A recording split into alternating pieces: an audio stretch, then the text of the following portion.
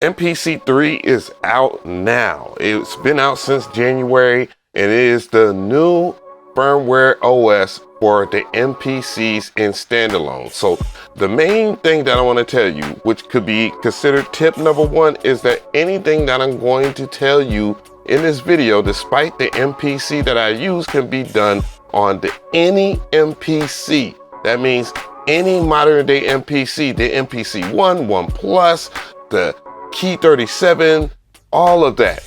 It works on there. The sample I will use in this video will come from this website, which is TRACKLIB.com, which has a vast library of samples and songs that you can get cleared, and now royalty-free samples, which I will be using in this video. If you're familiar with places like Splice, Loop Masters, etc., well, TRACKLIB is those places on steroids. Speaking of which, they have a limited time offer where if you bring your unused credits to TRACKLIB from places like Splice, Loop Masters, or any other place where you shop for your sample libraries, well, they will match those deals for a limited time only. All you have to do is follow 3 simple steps and you get access to Grammy award-winning sample packs made by the best sound designers in the market. As a longtime subscriber to TRACKLIB, I want to give them a special shout out for supporting this video. Thank you so much for the sponsorship. And if you're interested in any of this stuff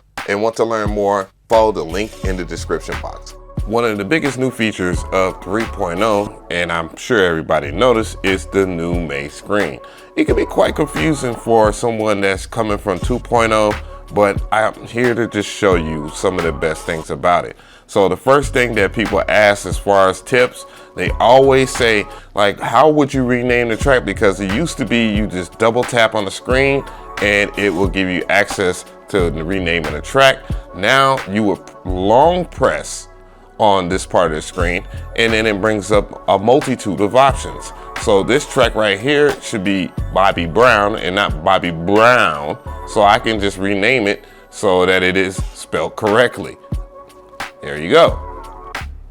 Another tip that I want to show you, and that is possible in 3.0, it's been the most requested feature, is being able to rearrange tracks. Now we have that option now. So if I wanted to simply put this in position number 5, I can put this in position number 5 by moving my data wheel, or by, I guess, doing this right here.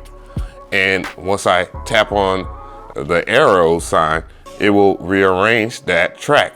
So now it's on track number 5 instead of being on track number 1. And now I can see everything prior to that, which is the drums. That's how I normally arrange stuff. Another dope tip is a simple one, and that's track duplication. Used to be in the pencil sign right over here. Like if you hit the pencil sign, you would have access to duplicating tracks. It still is over there, but also if you press this right here, you can simply do that on the screen. Now I have 2 samples of the Bobby Brown joint that I did, and if you don't want to duplicate that track and it was a mistake, you can always undo and bring it back. How does this track sound anyways? Sounds pretty decent. I ain't gonna even hold you. And if you want to have access or see how this track was made, I recommend checking out my MPC Masterclass. Another tip that I want to show you is the new channel mixer. So one of the things about the MPC 2.0 I never liked was channel mixer. The channel mixer looked terrible. Now we have adopted pretty much the same vibes from the Kai Force inside of the MPCs right now in the 3.0 OS. So you can access it by either hitting the channel mixer button on your MPC, or you can just press this button right over here and it will bring you right into the new channel mixer where you can see everything in full effect so that you have access to mixing like how you would in a DAW. Another thing, if you want to do pan and volume, you would just click on some of these buttons on the bottom over here and you can see it says pan volume. You can do sends, returns, effects, and IO. I actually have a full video breaking down how this works and how to mix inside of the MPC. It will be linked in the description box. Another cool tip that I have to show you, let's go back into the main screen, is something that most people overlook, and that is the new arrangement. So from this window right here, you can just double tap on here and you can go right into your grid. Of course, you can press the grid button on your respected MPC, but I find that to be very convenient just so you can get used to the workflow. However, that's not what I'm trying to show you. There is a list mode, and what list mode does is allow you to see other things like the velocity, so you can change wherever the note is and all of that if that is your cup of tea. And if you just want to get to those events, you can just simply access that. You can also affect things like probability, which allows the notes to be played randomly. So if you were to go, let's say, down to 50%, it will play 48% of the time if you have it at 48% of the time. And if you want to mess with the velocity right over here, you can simply do that. And of course, if you want to go back into the grid and mess with velocity and stuff like that in its more traditional way, you have access to that. You would just hit the drop down menu and then you can mess with the velocity one at a time. I actually have a full video talking about list mode coming down in the near future. I actually have it recorded already. One of the biggest things that people ask me is about loading multiple programs similar to how you would do it in 2.0. Well, it is a more efficient way to do that. Let's say that we're in here, we're in the content folder, which is in the browser. It should be everybody's default, where you have your drums and stuff like that too. So I have this acoustic kit. I can load it right into this track right here. But what if we want to load up another one or a different one on a different track while keeping those same drums? Well, you simply do this right here. You go to your next track right over here, and then you would just select load to new track. And once it loads in, we can go to the main screen, go to main, and you can see it is on track number 2. So now I have 2 different programs loaded into the MPC. Another cool feature about this is if you're messing with some drums, let's say I want to replace that and then go right into the wave forms right over here, then I can go search and replace that kick. I'll just type in kick.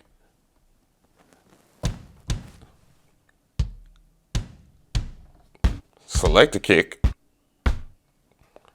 So load.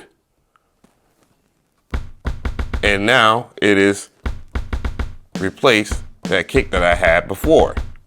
In hindsight of that, if I just want to simply load it into pool, I could just load to the pool, go to sample assign, it is in my pool. Another hot topic is editing in the arranger. So I have this track right here and I might want to edit some stuff. So the first thing I will do is press the menu button and go into arrange. Of course, I could do this right here where I press the press and hold menu and then press the correlating button, which is the pad, and it'll go into the arranger. But the main thing I want to do is maybe edit some stuff from the drum track. So the drum track is around here. I will go to the drums, stretch the screen, and take a good look. Now, if I want to edit some stuff right here in the arranger, all I have to do is hit this up arrow right here and then use the selection tool. You can also stretch it out and it'll correlate with the arranger. And then I can erase stuff just like I would if I was in the grid. So from here, I will press and hold shift, choose cut, and then now I have an instant drop. Please note that you will not be able to edit anything unless you have done the exact following thing right here. You see this loop point, you need to set your loop point. So you can set your loop point to whatever you want, drag it over to the point that you want, and then start to edit from right there. Also, an important mental note is looking at the top part of the screen. So if you look at the top left side of the screen, you can go from the arranger to the grid to list mode. And in hindsight of that, if you was go to the main screen and you wanted to see the grid, you can go to that grid and still go to the arrangement right there. Another cool tip is making a key group from a drum program. So we have this track right here, and it has a bass right here on this pad. What you can do is double tap on that visual of that 808 and then just press this icon right here and it will give us a separate key group. So in theory, if I was to go back to the main screen, this has created a new track with just those 808s and a key group. You could then detect the key, which the key is already set right here. It's an E minor. Go back to that track and then set it up for success. So all you have to do is press this right here, which will bring us into that mode.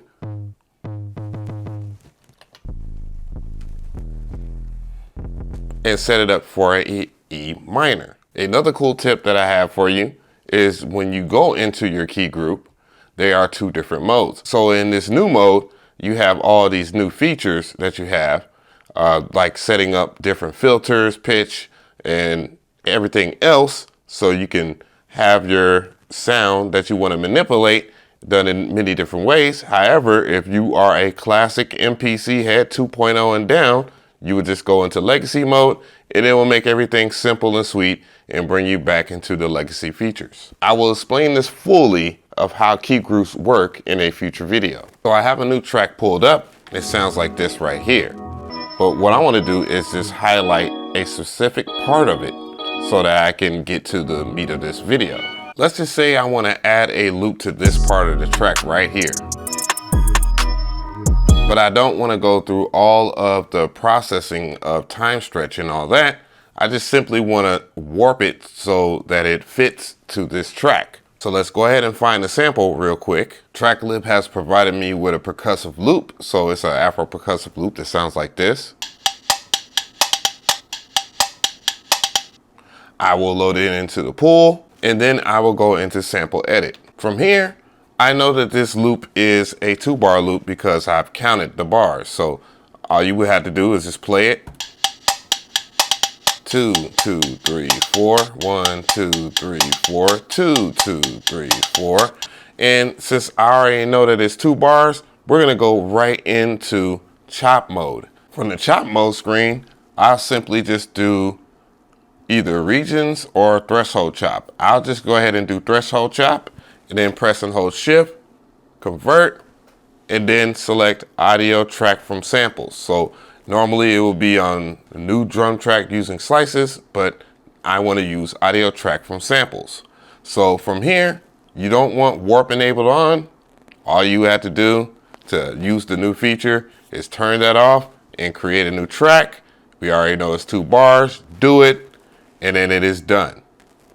So from there, go into your arranger and you'll see it will be in the arrangement. If I was to play it from the very beginning, it sounds like this.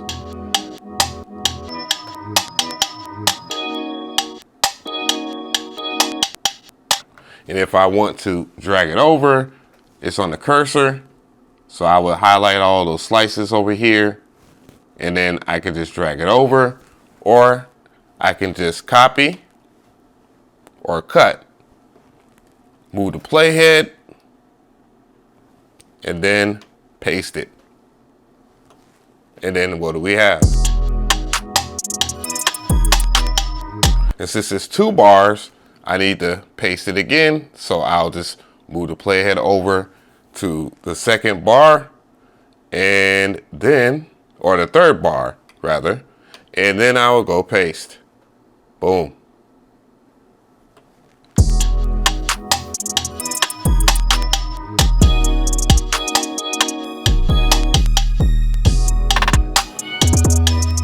And if I need to make any adjustments to the mix, of course, simple as this. Just move it on out, or go over to channel mixer, move it on down.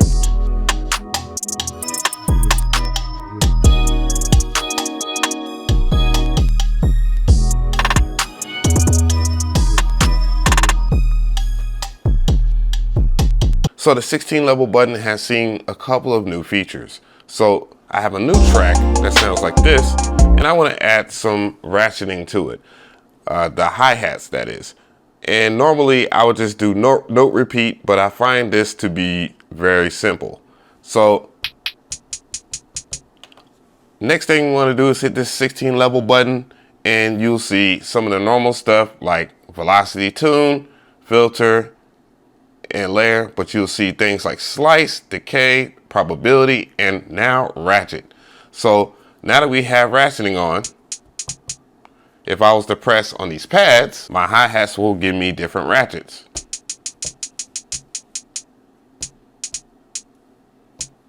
So from here, I could just record something in. So overdub, play start, and here we go.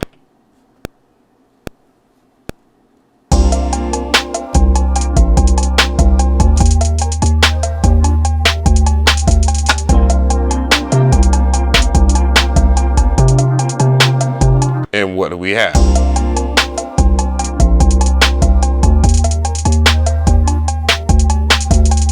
So the 16 level button has some pretty dope ratcheting features, just in case you want to give your drums a different look. Not many people know this, but the MPC has a step sequencer. I can press this button right here and it will bring me into the step sequencer where I have access to all the different tracks. Or you can go into your menu and then select step sequencer. The step sequencer can be used for a multitude of things. You can use it for your automations. You can use it for velocity. You can even use it for the probability, tune, and so forth. I do have a full entire video about the step sequencer. I have it linked in the description box. One of the most underrated and underused buttons on the MPC happens to be the erase button, and you need to know it now more than ever because of the new arranger. So how it works in the new arranger is that you would set up a loop, start an endpoint, and then you would choose to erase. So if I wanted to erase a certain part, I would go to a specific track. Let's say I wanted to delete some of the 808s or something like that. I'll press the erase, and then you can choose from whatever sequence that you're using. You can also delete automation, notes, accept notes, or just all. I'll hit do it, and you'll see that everything has disappeared. However, I find it easier to use just this right here, the selection tool, and just delete everything per usual, and you get more of a refined detail that way. However, I know there are people that want to utilize that erase button, or you might not have known that. And as always, you can always hit the undo button and have everything back to normal. And if you like what you did, then you can press shift and then undo, and it will take everything back out. Since it is a new OS, there are new things that are in preferences. One of the things that stick out to me happens to be some of the hardware features. Now, in the hardware features, you might want to dim your screen. You might want to change the screen dimming feature. You might want to even change the brightness. Well, you can do that in this update. In the general tab, you have other things like you can change the vintage mode. So if you want to set it to the older MPC stuff, none of that has been removed from 3.0. However, again, there are a new offsets of features that you should explore. So explore them. You can change your sequencer to the different resolutions, and then you can just parlay with whatever you feel in terms of your project. So if you go into project defaults, you can go and change the project defaults. Like if you want to work at a specific BPM, depending on your style of music, then you can do so. You can change the default mode to where the screen, you can set it to either main mode or to sound. So when you go to a new project, you can select a sound. You can set your default bars and so forth. Another tip, yes, you can still have multiple sequences. So if I like sequence 1, I can hit this pencil sign over here and then say copy sequence. So I can copy sequence 1 into sequence number 2, and I can change the name. Let's change it like half. I'll just put half or something like that. And then hit do it. And now I have a new sequence I can work with. And you can also go into your arranger and you can insert that particular sequence. Or if you're the type of person that works in song mode, well, you can do the old school song mode simply by inserting your new sequences and arranging it in here. As you can see, it's sequence 1 and then there's half sequence. However, I think it's just a whole lot more streamlined if you just change your sequence in here so that you can record on any track that you want. So if you wanted to change up the bass notes or something like that, since I'm on this right here, this part, maybe I want to change up the bars.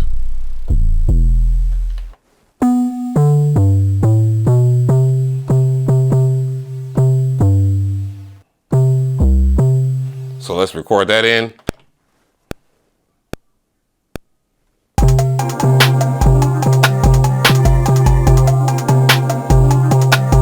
Then play. Turn the loop off so that we can have continuous play.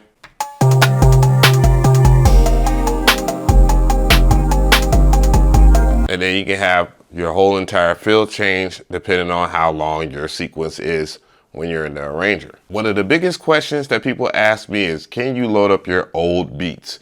Well, technically yes, but there are some catch-22. So if I was to go into my browser and then I was going to my old drum or my old tracks, then I can go and select, let's say, all the flavor. Let it load. It says all sequences.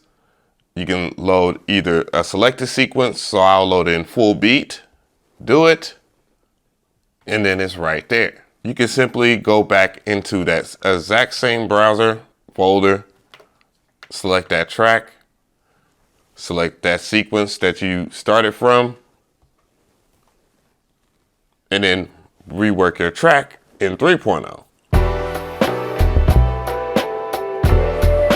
And this was I did this one back in 2.7, I believe. However, there's more to that story. And this is where controller mode comes in handy as a safety net. 2.15 still pulls up on your MPC because it's still loaded in the background. So all you have to do is just use the provided wire from your MPC that hooks up to the USB of your computer. It's always provided by Akai. Make sure it's plugged in. Go to your menu, and then you will go into controller mode by hitting this icon right here. It will ask you to go into controller mode. Go into controller mode. It will then pull up your SD card and your hard drive if you have one inside of your MPC. You can close those out, and then you will pull up the MPC software. Click on your MPC software, install it on your computer if you haven't. Once the software has loaded on your computer, it will load the legacy software onto your MPC, and from there you can just go and navigate to your browser and then select your drive of choice. My drive of choice is drive J. I pull up that track, all the flavor, pull it up. It will load the track immediately, and then you can just play the full beat.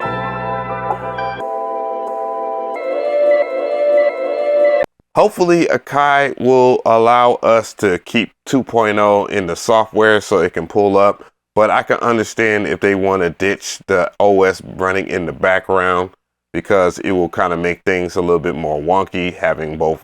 Let me know how you feel about this video. I wanted to do the same thing. I think I did this video last year and it was a hit. And I want to give a special shout out to Jay Freshman because this wasn't an original idea or anything like that. And he's a content creator that I also think that you guys should check out. That gives great and valuable tips on the MPC. And that's how we should do in this community off top, you know. But yeah, let me know how y'all feel in the comment section. Until next time.